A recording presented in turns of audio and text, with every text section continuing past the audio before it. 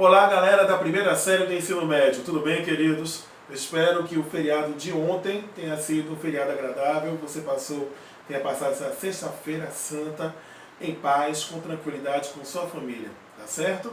Bem, meninos, vamos agora entrar em Antiguidade Clássica. A partir de hoje nós vamos estar estudando a respeito de Grécia Antiga e Roma Antiga. O termo Antiguidade Clássica está relacionado justamente ao fato de que tanto a civilização grega quanto a civilização romana foram de extrema importância, de fundamental importância para a formação da sociedade ocidental. E hoje nós vamos estar vendo a respeito da Grécia Antiga, estudando o período pré-homérico, período homérico e parte do período arcaico. Nós vamos desde a formação da sociedade grega até a formação da cidade-estado de Esparta. Então acompanhe comigo, galera. Vamos lá. A Grécia Antiga estava situada na Península Balcânica, banhada pelos mares Jônico e Egeu, localizada ao sul do continente europeu. A Grécia Antiga era dividida em duas partes. Nós tínhamos a Grécia peninsular e nós tínhamos a Grécia insular. Aí, no caso, eu preparei um mapa para que vocês tenham uma ideia da localização da Grécia Antiga. Então, observe aqui. Aqui é a região do Peloponeso. Essa área aqui é a Península Balcânica, onde nós temos a Ática, a Tessália, e aqui temos o Mar Jônico, o Mar Egeu. Observem bem que na região onde hoje está localizada a Turquia, e que vocês viram na aula passada, que era o território do Império Persa, onde quando o Império Persa atingiu o máximo da sua expansão territorial, já temos a formação de cidades-estado gregas. Observe bem aqui. Além da ilha de Creta, cuja capital era a cidade de Knossos, que nós vamos falar bastante sobre isso quando estudarmos o período pré-homérico. Quais foram os povos que formaram a Grécia Antiga? Jônios, eólios, messênios, aqueus e dórios. Por exemplo, foram os jônios que fundaram a cidade de Atenas. Os aqueus, nós vamos estudar bastante sobre eles quando estudarmos o período pré-homérico. E os dórios, galera, gente fina, super tranquila, assim, quase que no mesmo naipe dos assírios. Os dórios fundaram a cidade de Esparta. Nós vamos estar observando, estudando um pouco mais a respeito dos dórios quando estudarmos o finalzinho do período pré-homérico e início do período homérico. Prestem bem atenção, turma. Os messênios eram considerados o saco de pancada. Então guardem bem. Messênios, saco de pancada. Os aqueus, ovo de serpente. Guardem bem a expressão que estou usando. Aqueus, ovo de serpente. Messênios, sacos de pancada. Os dórios, povo gente fina. E os jônios, a galera que se achava inteligente. Tá certo? Próximo. Os períodos da história grega, estou pegando a forma clássica de periodização da história da Grécia. Podemos dividir em 5 períodos. Período pré-homérico, ele tem esse nome porque os registros que temos a respeito desta época da história da Grécia são muito poucos. São registros, na verdade, anteriores ao período escrito por Homero. Homero que escreveu a Odisseia, que escreveu a Ilíada. Tanto é que essa fase da história grega, nós temos uma mistura de história factual, história documental e história mítica. Até porque temos pouquíssimos registros escritos a respeito desta época da história da Grécia. Logo depois temos o período homérico, que a principal fonte de informação é justamente o material produzido por Homero. Logo em seguida nós temos o período arcaico, que vai do século 8 a.C. até o século 6. Período clássico, que é o período que nós temos as chamadas Guerras Médicas, Primeira, Segunda e Terceira Guerra Médica, e é o período da supremacia de Atenas. E o período helenístico, que começa após o fim da Guerra do Peloponeso e tem justamente a época de Alexandre o Grande, ou Alexandre Magno, rei da Macedônia, que vai até o 1º século antes de Cristo. Período pré-homérico, do século 20 ao século 12 antes de Cristo. Essa fase da história da Grécia, ela começa com a chegada dos povos jônios, eólios e messênios, vindos de diversos pontos do continente europeu para o sul da Europa, para a Península Balcânica. Neste período inicial da história da Grécia, nós vamos observar a ilha de Creta. A ilha de Creta, ela abrigou uma civilização que ficou chamada de civilização minoica, por causa do rei Minos, o rei mitológico Minos, o rei da cidade de Knossos. Que aí vocês lembram da história do Minotauro. Tá vendo? Tem uma mistura de elementos factuais com elementos míticos. E na ilha de Creta, a civilização que floresceu lá foi uma civilização que desenvolveu a escrita, tanto para registros de cerimônias religiosas, quanto para o registro de atividades mercantis. Isso porque os cretenses, eles desenvolveram as práticas comerciais e estabeleceram contatos comerciais com diversas civilizações que viviam às margens do mar Mediterrâneo, como por exemplo os egípcios. Estão lembrados do que eu falei para vocês a respeito do ovo de serpente? Vocês lembram qual foi o povo que eu apelidei como ovo de serpente? Se vocês falaram aqueus, a resposta está certa. Certíssimo. Porque os aqueus, eles não sabiam escrever, eles não tinham desenvolvido um alfabeto e eles foram acolhidos pelos cretenses. Os cretenses acolheram os aqueus e com os cretenses, os aqueus aprenderam a escrever, a desenvolver a escrita. Os cretenses também aprenderam a arte da navegação. Os aqueus aprenderam a arte da navegação. Até que em um determinado momento, os aqueus, eles dominaram os cretenses, destruindo a cidade de Knossos. Uma curiosidade a respeito dessa cidade. A cidade de Knossos, ela se diferenciava das outras cidades da antiguidade, tanto clássica quanto da própria antiguidade oriental, pelo fato de que não era uma cidade murada. As cidades da antiguidade, elas eram completamente muradas com finalidade de proteção, tinham objetivo de defesa. Os cretenses, eles não gostavam de guerra, eles advogavam a política de paz. E aí, no caso, eles foram barbaramente surpreendidos por esse golpe de traição feito pelos aqueus. Quando os aqueus, eles dominaram os cretenses, eles passaram a exercer a supremacia sobre todo o território grego. Por isso a expressão ovo de serpente. Se você tenta criar, vamos imaginar, você chega e vai criar uma serpentezinha pequenininha dentro de casa.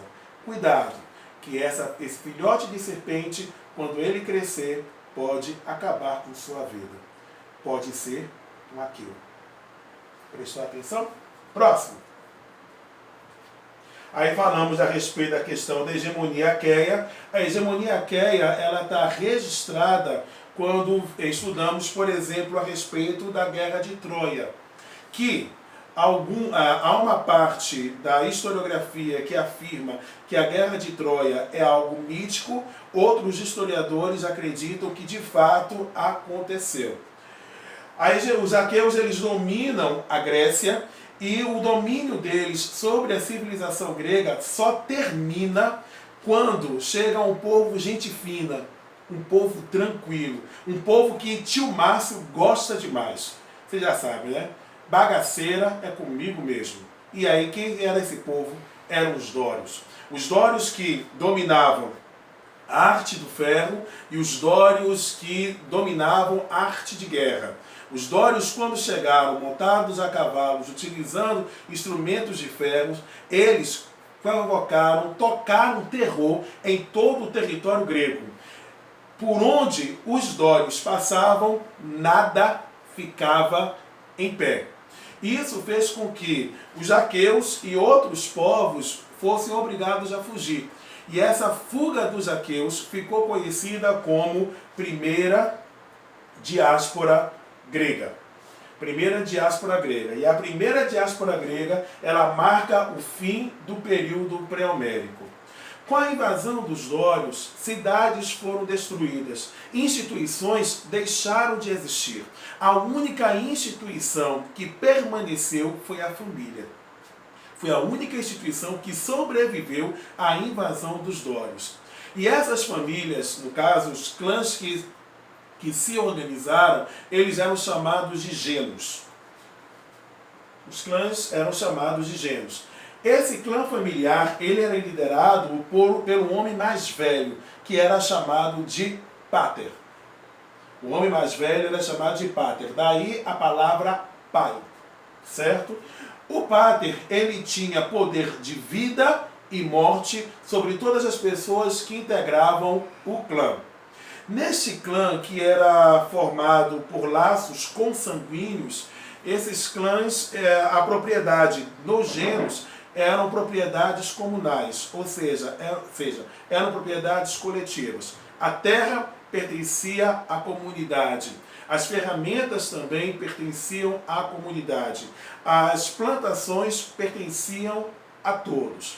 Aí você pode dizer assim, professor, então a vida era tranquila lá, né? Não tinha guerra, estava todo mundo muito bem, obrigado, todo mundo vivendo em paz, até porque não havia propriedade privada, a propriedade privada deixou de existir. O senhor está dizendo que a propriedade era comunal?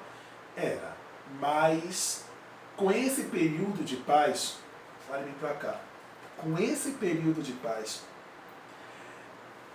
o povo, com a maior tranquilidade, eles perceberam que nada tinham a temer.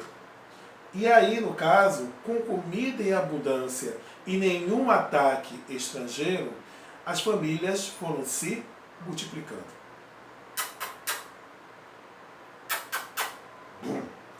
As famílias foram se multiplicando, pessoas foram nascendo, a população foi crescendo.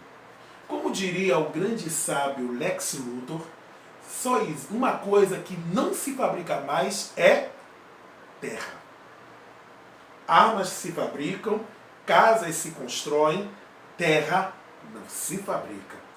E a questão toda era que a população estava aumentando, mas a quantidade de terras ela não acompanhava o ritmo de crescimento populacional. A quantidade de terra continuava a mesma. E o resultado foi que muitas bocas para alimentar pouca comida produzida. E aí você já sabe o resultado dessa história. Pouca comida e muita gente morrendo de fome. O resultado foi o quê? O resultado foi guerra. Aí, no caso, prevaleceu a lei do mais forte. Prevalece a lei do mais forte. Esse crescimento populacional vai gerar um conflito entre os genos. Então, os genos agora, para poder sobreviver, eles tinham que tomar a decisão de se unir. Procurar um geno que tivesse afinidade, de preferência um geno mais forte, para poder fazer frente à ameaça do outro geno que era mais forte do que eles. A união faz o açúcar, a união faz a força. O conjunto, a união de genos, formou as patrias. E a união das patrias levou à formação de tribos. E essas tribos, elas eram lideradas por um basileu. Elas eram lideradas por um rei. E a união dessas tribos e a busca por um local mais seguro propiciou a formação da polis, que é a palavra grega para cidade. A cidade-estado grega. A formação da polis, ela marca o fim do período homérico e o início do período arcaico. Certo? E o início do período arcaico. Nessa formação da polis, nós vamos observar que alguns genos que não conseguiram formar patrias, que não conseguiram formar tribos, foram obrigados a deixar a Península Balcânica e começaram a se espalhar por todo o litoral do Mar Mediterrâneo. Quando eles foram se espalhando pelo litoral do Mar Mediterrâneo, primeira série, eles foram formando colônias. E a formação dessas colônias levou à expansão da cultura grega e o surgimento daquilo que a história chamaria de a Magna Grécia, que é justamente a expansão territorial da civilização grega por todo o litoral, por boa parte do litoral do mar Mediterrâneo. Das cidades-estado gregas que foram organizadas, eu quero chamar a atenção de duas cidades, que se tornaram as cidades que iriam definir o destino da civilização da Grécia, que foi justamente a cidade de Esparta e a cidade de Atenas. Hoje falaremos apenas a respeito da cidade de Esparta, povo tranquilo. Vamos lá. Período arcaico, Esparta, sociedade espartana. Lembrando que a cidade de Esparta ela foi fundada pelos dórios, enquanto os jônios fundavam a cidade de Atenas. A estrutura social de Esparta era dividida em 3 classes. Nós tínhamos os esparciatas, tínhamos os periecos e tínhamos os ilotas. Preste atenção, primeira série. Quem é que fazia parte? Quem eram os esparciatas? Os esparciatas eram descendentes dos dórios, dos fundadores da cidade de Esparta. Eles detinham o poder político e militar. Só eles tinham direitos políticos. Só eles é que podiam fazer parte do exército espartano. Eles eram considerados a elite política e militar da cidade-estado de Esparta. Os periecos eram formados pelos descendentes dos aqueus, que eram homens livres, prestem bem atenção, eram homens livres, mas eles não tinham direitos políticos. Eles exerciam atividades mercantis e produziam artesanato. Quando Esparta se envolvia em um conflito, geralmente só quem ia para a guerra eram os esparciatas. E os esparciatas adoravam ir para a guerra porque eles entendiam que aquilo era o motivo e a razão da existência e da vida deles. Mas prestem muita atenção. De tempos em tempos já havia necessidade, quando a guerra estava muito forte, muito intensa, e quando faltavam soldados, eram convocados também os periecos. Então os aqueus poderiam ser convocados para poder fazer parte do exército espartano. Mas geralmente só quem integrava as fileiras, que encerrava as fileiras militares, eram os esparciatas. E por fim, dentro da cidade espartana, nós temos os ilotas, que eram descendentes dos messênios, saco de pancada. Porque os messênios sobraram nas mãos tanto dos dórios, quanto dos aqueus e também dos jônios. Os messênios, eles eram escravos por natureza. E aí, no caso, os messênios, a função deles era serem escravos. Escravos que pertenciam ao Estado espartano. Tá ok? Seguindo. A administração de Esparta. Existiam 4 estruturas dentro da administração política de Esparta. Esparta era governada por 2 reis. É por isso que nós afirmamos que o sistema de governo espartano era uma diarquia, ou seja, era o governo de 2 reis. Essa diarquia, que tinha função militar, não significava necessariamente que esses reis eles detinham o poder absoluto. Quem assiste o filme 300 tem uma falsa impressão de que o rei de Esparta ele podia fazer tudo o que ele bem entendesse. Não, ele não podia. Que é uma grande característica da sociedade grega. Enquanto você observa um rei todo-poderoso no Egito, a figura do faraó, quando você observa também uma figura toda poderosa, no caso do Império Babilônico ou do Império Caldeu, e até mesmo dentro do Império Persa, mas na sociedade grega, o governante, o rei, no caso, ele não tinha todo o poder. Ele estava sujeito, estava subordinado a um grupo maior, que representava os interesses da cidade. E aí você pergunta, quem era esse grupo que tinha todo o poder na cidade de Esparta? Este grupo, ele era o grupo da Gerúsia e o Conselho dos Éforos. Vamos falar a respeito do Conselho dos Éforos. O Conselho dos Éforos era composto por 5 integrantes, que eram escolhidos pela Gerúsia e nomeados pela Ápila, aprovados pela Ápila. O conselho dos éforos, eles tinham a responsabilidade de fiscalizar a diarquia, eles fiscalizavam os dois reis, eles tinham a responsabilidade de fiscalizar a atividade educacional e eram eles responsáveis também pelo zelo pela religião. Essa era a função do conselho dos éforos. A gerúsia, ela era composta por 28 esparciatas. Esses 28 esparciatas eram maiores de 60 anos. E a função da gerúsia era administrar a polis. Eles tinham a função de administrar a cidade de Esparta e tinham a função de elaborar as leis. Já a Ápela era composta por todos os esparciatas maiores de 30 anos. E qual era a função, professor, da Ápela? A função da Ápela era aprovar. Não era dizer assim, a Ápela ela tinha o direito de analisar e se ela considerasse que não valia a pena, rejeitar uma proposta de lei feita pela gerúsia. Não.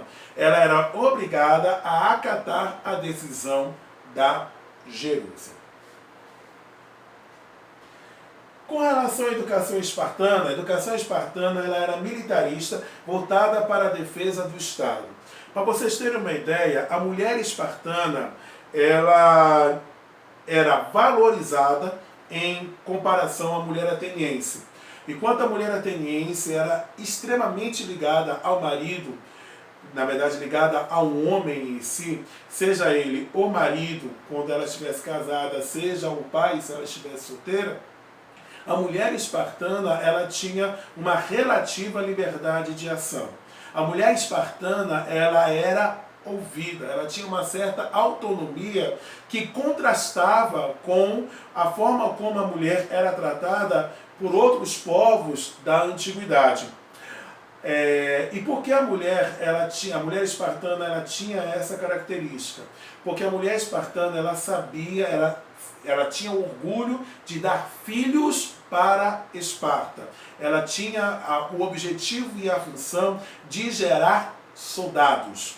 E esses soldados, eles tinham que estar aptos. Esses meninos que iriam integrar o exército espartano deveriam ser pessoas que estariam com a plena capacidade mental, intelectual e física. É por isso que, quando uma criança nascia, se fosse uma menina nascia, era visto com desdém pela sociedade espartana. Não havia nenhum rito, não havia nenhuma cerimônia se a menina nascesse. Mas quando era menino, imediatamente a família entrava em contato com o conselho dos éforos. E aí os éforos, eles analisavam este menino para verificar se ele apresentava alguma má formação, alguma deformidade, algum problema congênito, algum problema físico. Se porventura este menino apresentasse algum problema físico, meninos, esse menino ele era jogado no penhasco. Assustou? É dose para leão mesmo. O menino morria. Porque menino que apresentava algum problema físico, ele era considerado um imperfeito e inapto a fazer parte da sociedade espartana, que era basicamente o exército. Entenderam?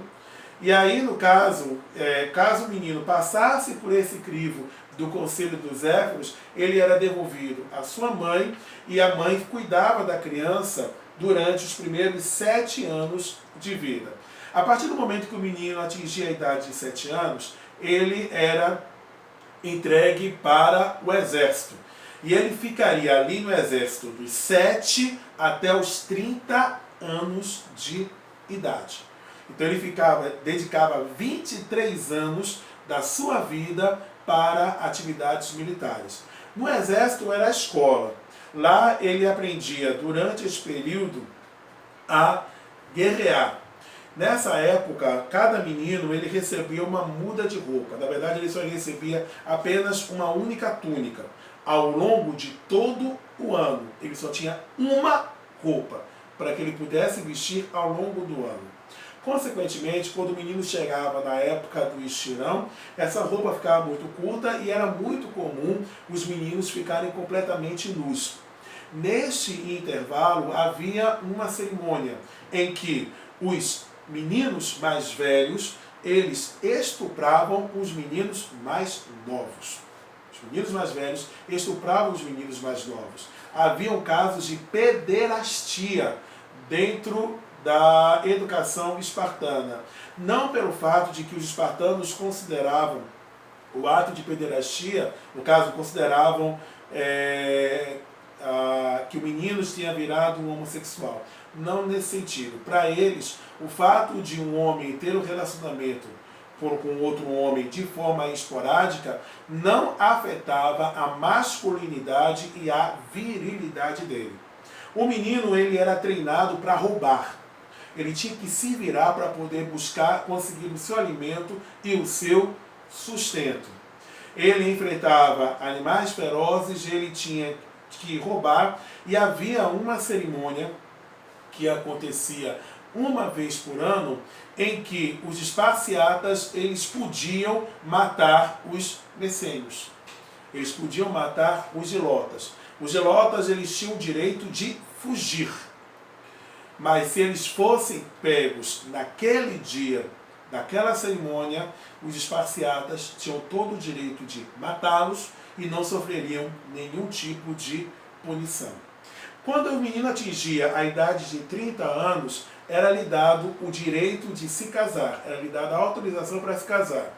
O governo espartano dava para aquele jovem que estava se casando um lote de terra.